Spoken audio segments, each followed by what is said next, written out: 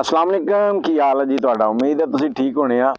अजकल पीर हक खतीब साहब बड़े ट्रेंडिंग च कहते बहुत पहुंची हुई सरकार है, लेकिन एक वाकया मेरी नज़रों के सामने गुजरिया।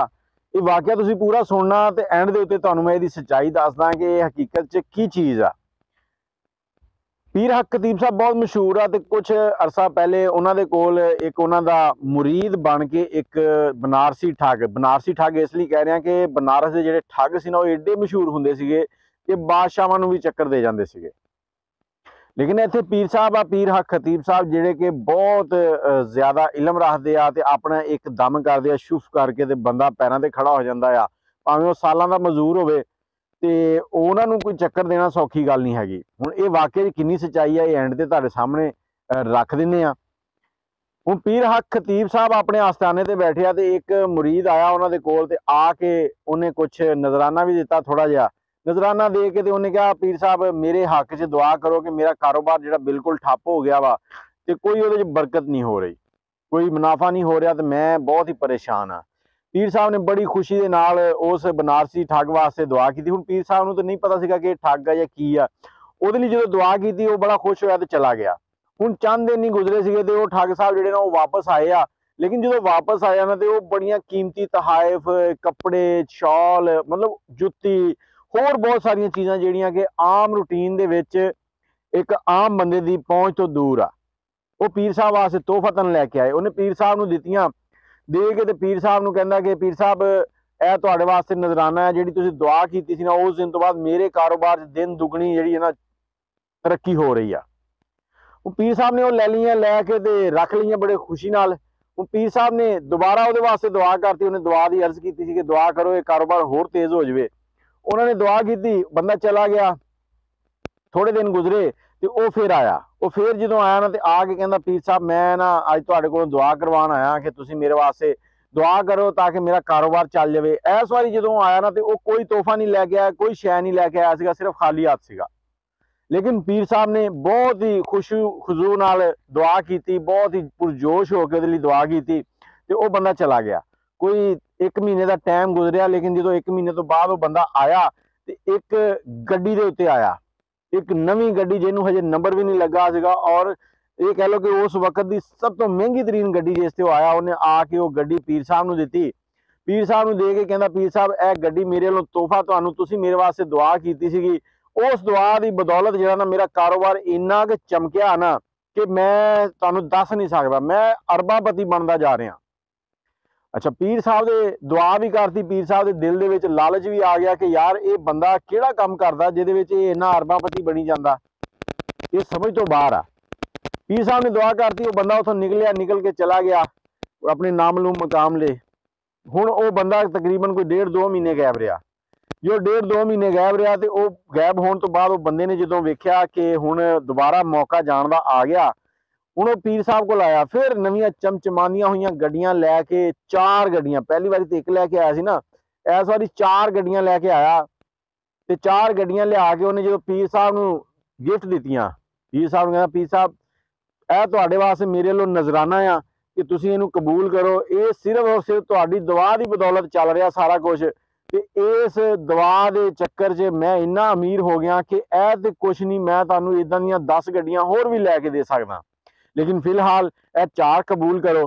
पीर साहब ने गड्डियां रखियां तो पीर साहब के दिल दे विच लालच आ गया कि यार क्यों ना इस बंदे दे नाल शराकत की जाए। हुण शराकत की जाए, पीर साहब ने शाम का खाना भी बनवाया उहदे लई, क्योंकि 4 गड्डियां आईयां सी महंगियां तरीन, ते खाना बनवा के ते उहनूं खाना खिलाया। रात की दावत दे विच जदों खाना खा रहे पीर साहब ने उहदे कोल अपनी जिहड़ी ओह सी ना ख्वाहिश वो ज़ाहिर की कि मैं चाहना कि तुसीं मेरा भी इस कारोबार दे विच अपना हिस्सा पा लो। हुण पीर साहब जो ना जिवें सारे मुरीदां दे एतमाद करदे, उहनां दे मुरीद बहुत पक्के आ। ते पीर साहब अलहमदुलिल्लाह कहंदे कि मैं खत्मे नबूवत का जिहड़ा अलम आ वो बुलंद कीता ते असीं उहनां दे नाल आ इस मामले च। जिहड़ा खत्मे नबूवत वाली गल आ, अगर वो इस चीज़ नूं कर रहे तो असीं उहनां दे नाल आ, क्योंकि खत्मे नबूवत ते साडा यकीन आ। हज़रत मुहम्मद सल्लल्लाहु अलैहि वसल्लम अल्लाह ताला दे आखिरी नबी आ, उन्हां तो बाद कोई नबी दुनिया ते नहीं आउणा। ते तुसीं भी खत्मे नबूवत के नाँ ते नारा ला के कमेंट च लिख दिओ कि अल्लाह पाक दे आखिरी रसूल हज़रत मुहम्मद सल्लल्लाहु अलैहि वसल्लम है। ਉਹਨਾਂ ਤੋਂ ਬਾਅਦ ਕੋਈ ਹੋਰ ਨਬੀ ਨਹੀਂ ਆਣਾ, ਨਬੂਵਤ ਖਤਮ ਹੋ ਗਈ ਆ, ਆਖਰੀ ਪੈਗੰਬਰ ਆ, ਕੁਰਾਨ ਆਖਰੀ ਕਿਤਾਬ ਆ, 4 ਕਿਤਾਬਾਂ ਕੁੱਲ ਆਈਆਂ। ਪੀਰ ਸਾਹਿਬ ਨੇ ਉਹਨੂੰ ਜੋ ਖੁਆਇਸ਼ ਜ਼ਾਹਿਰ ਕੀਤੀ, ਉਹਨੇ ਖੁਸ਼ੀ ਨਾਲ ਹੀ ਉਹਨਾਂ ਦੀ ਖੁਆਇਸ਼ ਜਿਹੜੀ ਸੀ ਉਹ ਕਬੂਲ ਕਰ ਲਈ। ਉਹਨੇ ਕਿਹਾ ਠੀਕ ਹੈ ਜੀ, ਮੈਨੂੰ ਹੋਰ ਇਸ ਤੋਂ ਬਾਅਦ ਕੀ ਚਾਹੀਦਾ, ਜਦੋਂ ਤੁਹਾਡਾ ਪੈਸਾ ਮੇਰੇ ਕਾਰੋਬਾਰ 'ਚ ਲੱਗੇਗਾ, ਜਿੱਥੇ ਅੱਗੇ ਦੁੱਗਣੀ ਤਰੱਕੀ ਹੋ ਰਹੀ ਹੈ ਉੱਥੇ ਕਈ ਗੁਣਾ ਹੋਰ ਵੱਧ ਜਾਏਗੀ, ਕਿਉਂਕਿ ਮੇਰੇ ਪੀਰ ਦਾ ਪੈਸਾ ਜਿਨ੍ਹਾਂ ਦੀ ਦੁਆ ਦੇ ਨਾਲ ਕੰਮ ਚੱਲ ਰਿਹਾ, ਹੁਣ ਉਹਨਾਂ ਦਾ ਪੈਸਾ ਵੀ ਇਸ ਕੰਮ 'ਚ ਲੱਗੇਗਾ। ਚਲੋ ਜੀ, ਪੀਰ ਸਾਹਿਬ ਨੇ 8 ਕਰੋੜ ਰੁਪਈਆ ਕਹਿੰਦੇ ਉਸ ਬੰਦੇ ਨੂੰ ਦੇ ਦਿੱਤਾ। ਹੁਣ ਜਦੋਂ 8 ਕਰੋੜ ਰੁਪਈਆ ਉਹਨੂੰ ਦਿੱਤਾ ਤੇ ਉਹਨੇ 8 ਕਰੋੜ ਫੜਿਆ ਤੇ ਉਹਨੇ ਕਿਹਾ ਠੀਕ ਹੈ ਪੀਰ ਸਾਹਿਬ, ਮੈਂ ਅਗਲੇ ਮਹੀਨੇ ਆਵਾਂਗਾ, ਤੁਹਾਡਾ ਪ੍ਰੋਫਿਟ ਤੁਹਾਨੂੰ ਦੇ ਜਾਵਾਂਗਾ ਤੇ ਮੈਂ ਹੁਣ ਚੱਲਦਾ। ਉਹਨੇ 8 ਕਰੋੜ ਫੜਿਆ ਤੇ ਉਹ ਬੰਦਾ ਹੋ ਗਿਆ ਗਾਇਬ। 1 ਮਹੀਨਾ ਗੁਜ਼ਰ ਗਿਆ, ਪੀਰ ਸਾਹਿਬ ਇੰਤਜ਼ਾਰ ਕਰ ਰਹੇ, ਲੇਕਿਨ ਮਹੀਨੇ ਤੋਂ ਬਾਅਦ ਉਹ ਬੰਦਾ ਤੇ ਨਾ ਆਇਆ ਤੇ ਸਿਕਿਉਰਿਟੀ ਅਦਾਰੇ ਪੀਰ ਸਾਹਿਬ ਦੇ ਆਸਤਾਨੇ ਤੇ ਪਹੁੰਚ ਗਏ। ਪੀਰ ਸਾਹਿਬ ਦੇ ਆਸਤਾਨੇ ਤੇ ਪਹੁੰਚੇ, ਉਹਨਾਂ ਨੇ ਕਿਹਾ ਜੀ ਜਿਹੜੀਆਂ 5 ਗੱਡੀਆਂ, ਹੁਣ ਭੁੱਲਣਾ ਨਹੀਂ, 1 ਗੱਡੀ ਪਹਿਲੇ ਵੀ ਦਿੱਤੀ ਸੀਗੀ, ਇੱਕ ਉਹ ਤੇ 4 ਦੂਸਰੀਆਂ, 5 ਗੱਡੀਆਂ ਇਹ ਸਾਰੀਆਂ ਕਿਰਾਏ ਦੀਆਂ, ਰੈਂਟ ਦੀਆਂ ਆ, ਇਹ ਤੁਸੀਂ ਵਾਪਸ ਕਰ ਦਿਓ ਤੇ ਇਹਨਾਂ ਦਾ ਰੈਂਟ ਵੀ ਦੇ ਦਿਓ। ਪੀਰ ਸਾਹਿਬ ਬੜੇ ਪਰੇਸ਼ਾਨ ਹੋਏ ਵੀ ਇਹ ਹੋਇਆ ਕੀ ਆ। ਤੇ ਜਦੋਂ ਪੀਰ ਸਾਹਿਬ ਨੇ ਸੋਚਿਆ ਤੇ ਉਹਨਾਂ ਨੂੰ ਪਤਾ ਲੱਗਾ ਕਿ ਉਹਨਾਂ ਨੂੰ ਠੱਗੀ ਲੱਗ ਚੁੱਕੀ ਆ। ਹੁਣ ਇਹ ਠੱਗੀ ਦੇ ਵਿੱਚ ਕਿੰਨੀ ਸੱਚਾਈ ਆ ਇਹ ਪੀਰ ਸਾਹਿਬ ਦੱਸ ਸਕਦੇ ਆ ਤੇ ਜਾਂ ਉਹ ਬੰਦਾ ਦੱਸ ਸਕਦਾ ਜਿਹੜਾ ਠੱਗੀ ਲਾ ਗਿਆ। ਇਹ ਸਾਰੀ ਇੱਕ ਕਹਾਣੀ ਪੇਸ਼ ਕੀਤੀ ਜਾਂਦੀ ਆ, ਹਕੀਕਤ ਕਿੰਨੀ ਹੈ ਇਹ ਕੋਈ ਨਹੀਂ ਜਾਣਦਾ।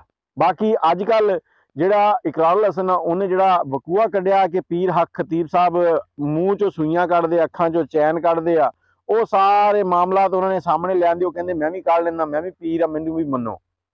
ਤੇ ਦੂਸਰਾ ਉਹ ਕਹਿੰਦੇ ਜੀ ਪੀਰ ਹੱਕ ਖਤੀਬ ਸਾਹਿਬ 18 ਸਾਲ ਤੋਂ ਜਾਗ ਰਹੇ ਆ। ਉਹ ਕਹਿੰਦੇ 18 ਸਾਲ ਛੱਡੋ, ਇੱਕ ਲਾਈਵ ਕੈਮਰਾ ਲਾਉਂਦੇ ਆ, 11 ਦਿਨ ਤੇ 26 ਮਿੰਟ ਜਾਗ ਦੋ। ਇਹ 11 ਦਿਨ ਤੇ 25 ਮਿੰਟ ਕਿਸੇ ਹੋਰ ਨੇ ਜਾਗੇ ਆ ਲਗਾਤਾਰ, ਇਹ 26 ਮਿੰਟ ਜਾਗਦੇ ਨੇ। ਇਹ ਰਿਕਾਰਡ ਜਿਹੜਾ ਪਾਕਿਸਤਾਨ ਦੇ ਨਾਂ ਤੇ ਰਜਿਸਟਰਡ ਹੋ ਜਾਏਗਾ ਤੇ ਪੀਰ ਹੱਕ ਖਤੀਬ ਸਾਹਿਬ ਦੀ ਬੱਲੇ ਬੱਲੇ। ਤੇ ਹੋਰ ਉਹ ਕਹਿੰਦੇ ਕਿ ਜਿਹੜੇ ਮੈਂ ਮਰੀਜ਼ ਲੈ ਕੇ ਆਵਾਂ ਉਹਨਾਂ ਮਰੀਜ਼ਾਂ ਨੂੰ ਠੀਕ ਕਰ ਦੇਣ, ਉਹਨਾਂ ਦੇ ਅੱਖਾਂ 'ਚੋਂ ਸੂਈਆਂ ਕੱਢ ਦੇਣ ਤੇ ਮੈਂ ਇਹਨਾਂ ਦਾ ਨਾਰਾ ਲਾਵਾਂਗਾ। ਲੇਕਿਨ ਪੀਰ ਹੱਕ ਖਤੀਬ ਸਾਹਿਬ ਉਹਨਾਂ ਨੂੰ ਬੁਲਾਉਂਦੇ ਨਹੀਂਗੇ, ਬਸ ਆਏ ਮਾਏ ਛਾਏ ਚੱਲ ਰਹੀ ਹੈ। ਤੇ ਹੁਣ ਉਹਨਾਂ ਨੇ ਅਦਾਲਤ 'ਚ ਵੀ ਦਾਅਵਾ ਕਰਤਾ ਕਿ ਇਕਰਾਰੁਲ ਹਸਨ ਜਿਹੜਾ ਮੇਰੀ ਜਿਹੜੀ ਇੱਜ਼ਤ ਤੇ ਨਫਸ ਹੈ ਉਹਨੂੰ ਮਜਰੂਹ ਕਰ ਰਿਹਾ ਤੇ ਇਹਨੂੰ ਰੋਕਿਆ ਜਾਵੇ। ਬਾਕੀ ਉਹ ਫਰਾਡ ਵਾਲੀ ਜਿਹੜੀ ਕਹਾਣੀ ਸੀ ਉਹ ਮੈਨੂੰ ਲੱਗਦਾ ਕਹਾਣੀ ਆ ਲੋਕਾਂ ਦੀ ਘੜੀ ਹੋਈ, ਕਿਉਂਕਿ ਜਿਹੋ ਜਿਹੇ ਪੀਰ ਸਾਹਿਬ ਦੇ ਉਹ ਹੈ ਨਾ ਸ਼ੁਫ, ਉਹ ਉਸੇ ਹਿਸਾਬ ਨਾਲ ਬਣਾਈ ਗਈ ਆ। ਤੇ ਮੈਨੂੰ ਤੁਹਾਡੇ ਨਾਲ ਕੋਈ ਟੈਨਸ਼ਨ ਨਹੀਂ ਹੈਗੀ ਪੀਰ ਸਾਹਿਬ, ਤੁਸੀਂ ਜੀਂਦੇ ਰਹੋ, ਵਸਦੇ ਰਹੋ। ਬਾਕੀ ਸ਼ੁਫ ਦੇ ਨਾਲ ਕੋਈ ਮਰੀਜ਼ ਨਹੀਂ ਠੀਕ ਹੁੰਦਾ, ਜੋ ਵੀ ਲੱਭਦਾ ਅੱਲਾ ਕੋਲੋਂ ਲੱਭਦਾ। ਦੇਣ ਵਾਲੀ ਅੱਲਾ ਦੀ ਜ਼ਾਤ ਹੈ, ਖੋਹਣ ਵਾਲੀ ਵੀ ਅੱਲਾ ਦੀ ਜ਼ਾਤ ਹੈ। ਖੋਹਣ ਤੋਂ ਮੁਰਾਦ ਇਹ ਆ ਕਿ ਜਦੋਂ ਬੰਦਾ ਬੇਲਗਾਮ ਹੋ ਜਾਂਦਾ ਨਾ ਤੇ ਫਿਰ ਰੱਬ ਦੀ ਸੋਟੀ ਵੱਜਦੀ ਉਹਦੇ ਸਿਰ 'ਚ, ਫਿਰ ਉਹ ਸੋਚਦਾ ਕਿ ਯਾਰ ਮੇਰੇ ਨਾਲ ਹੁਣ ਕੀ ਬਣਿਆ, ਹੁਣ ਤਾਂ ਮੈਂ ਕੀ ਕਰਾਂ, ਫਿਰ ਉਹ ਰੱਬ ਵੱਲ ਨੂੰ ਪਲਟਦਾ ਆ।